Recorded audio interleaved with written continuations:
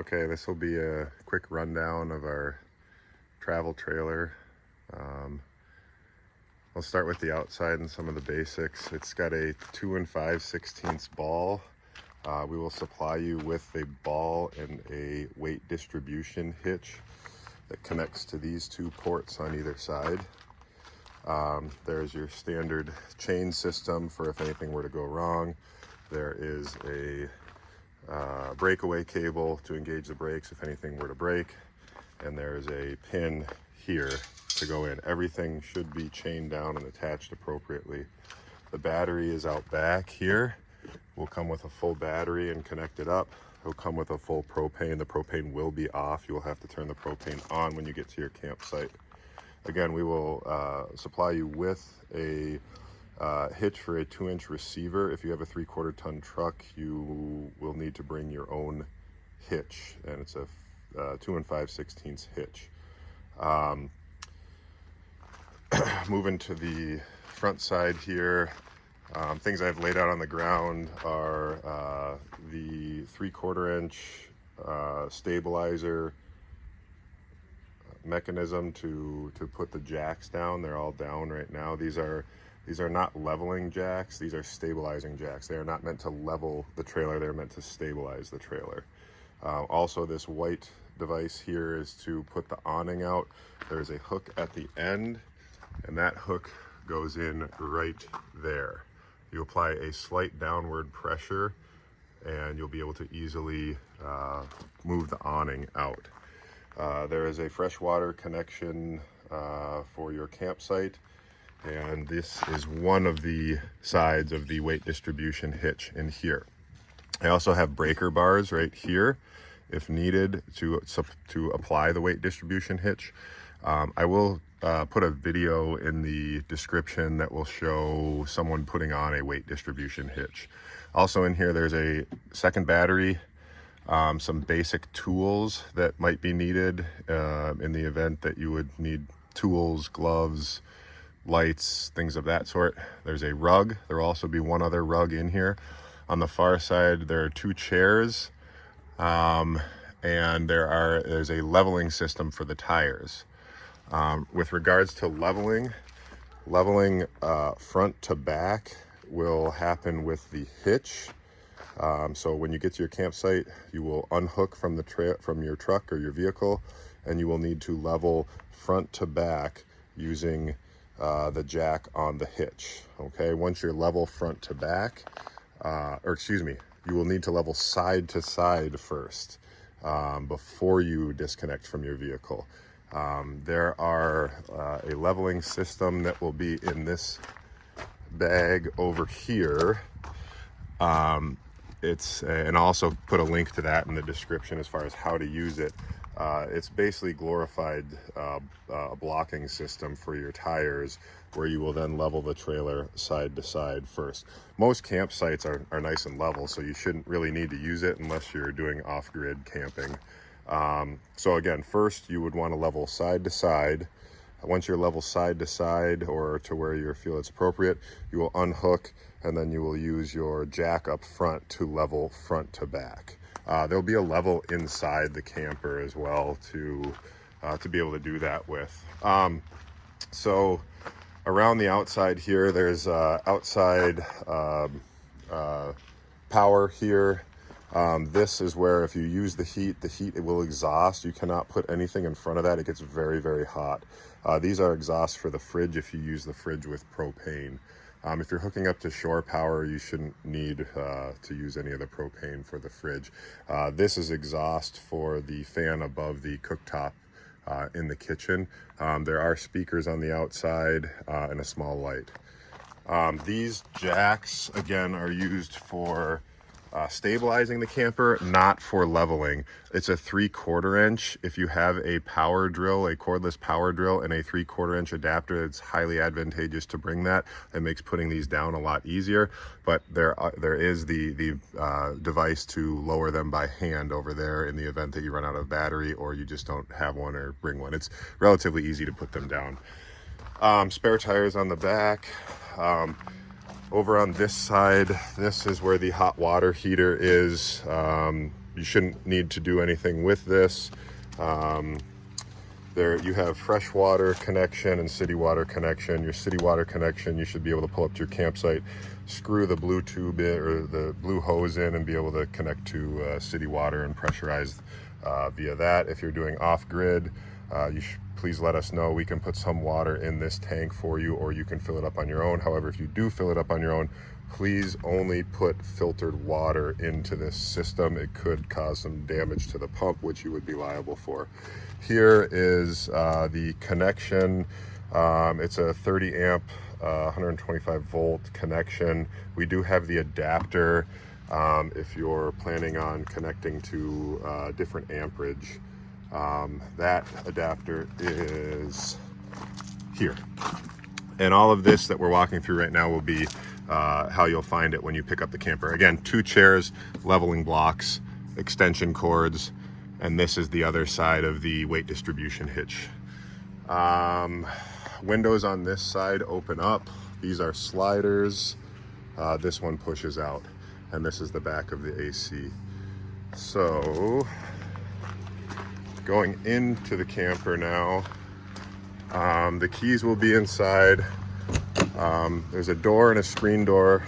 Screen door releases here, and you have this sliding piece. When you're inside, you'll just depress slightly here. Screen door will open. Sometimes you have to give it a little finesse to get it back on there. Your lock is the red mechanism here. Looking in here, you will have a table here that you can set up outside or wherever you please. This is what the trailer will come with. There's a mattress cover. The mattress has been upgraded, so it's fairly comfortable. In here, like I said, keys will hang here. Level is here. Let me turn this music off. This is the music, I guess, receiver playing device. There's an AUX cord. There is Bluetooth on this. There's speakers inside and out, and this is fairly intuitive to be able to navigate. The code for when you're connecting the Bluetooth or connecting to your phone is 1234. And then this right here, it's AXXERA. You'll be able to find it easily when you connect to Bluetooth. We'll have salt and pepper, a sponge. There'll be basic supplies up here for your needs. Please bring as much of your own supplies, because we like to use plenty of the stuff in here as well. But if in a pinch, if you need anything, go ahead and use it up here. Microwave and AC only work on shore power when you're connected to a power source. They will not work on the battery. Over here, this is your heat system. Again, the propane has to be on to use this. In the summer, obviously you won't need to use it much. Here you'll have your water pump. You'll need to turn that on if you're off-gridding and you're needing to pump water from your water tank system that's down below here. And the water heater, you'll want to turn this on 20 minutes before you're going to take a shower or use hot water.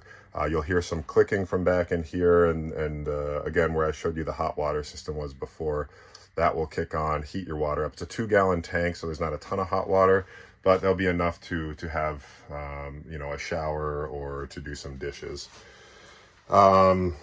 The heat comes out here if you need. Like I said, in the summer you shouldn't need to use that much. This is the fridge. When you are connected to shore power, you're going to want to have this switch over to the plug icon, and then you'll want to use this side to adjust the temperature. When this is plugged in, the little bar will be on this side. If you're using propane, it will be on this side. To ignite the propane and to use propane, you'll need to switch this selector to the propane.